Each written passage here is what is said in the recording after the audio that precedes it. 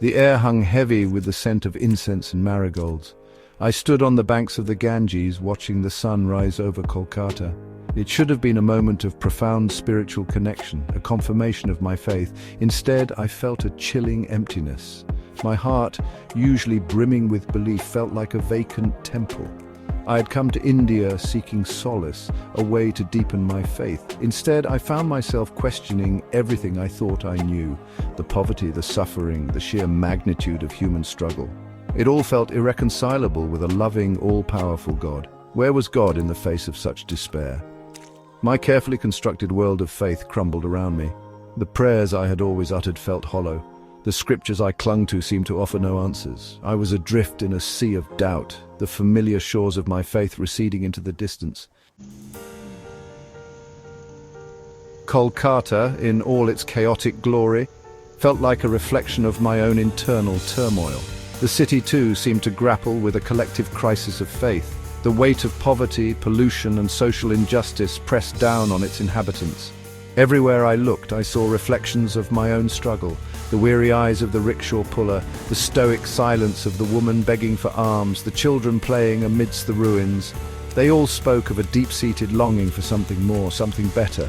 It was in the shared silences, the unspoken questions hanging in the air, that I realized I was not alone. Doubt, I began to understand, was not the antithesis of faith, but rather a thread woven into its very fabric. It was in the questioning, the wrestling with uncertainty, that faith could be tested and ultimately strengthened. I met a kind-hearted chaiwala named Rajesh during my time in Kolkata. He had a gentle wisdom, a way of seeing the sacred in the ordinary. One evening, as we sipped steaming cups of chai, I confessed my crisis of faith. I told him about my doubts, my anger, my struggle to reconcile my beliefs with the harsh realities around me. Rajesh listened patiently, his eyes twinkling with understanding. "Doubt," he said finally, "is like the monsoon rain. It may seem destructive at first, but it washes away the dust, leaving the earth cleansed and ready to bloom again." His words were like a balm to my soul. I began to see that questioning my faith didn't mean abandoning it. It was simply a part of my spiritual evolution. It was an opportunity to dig deeper, to find a faith that could withstand the storms of doubt. My journey back to faith was gradual, a slow dawning of hope rather than a sudden revelation.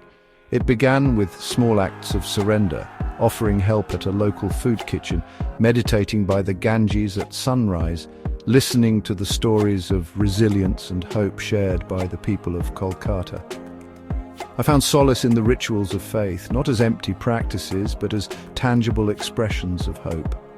The rhythmic chanting of prayers, the lighting of incense, the simple act of offering flowers at a temple. These became anchors in the storm, reminding me of the divine presence that still flickered within and around me. My faith, once a rigid structure, began to resemble the Ganges itself, constantly flowing, ever-changing, yet always moving towards the vast ocean of truth. It was a faith that acknowledged the darkness while still clinging to the light, a faith rooted not in blind certainty, but in courageous hope.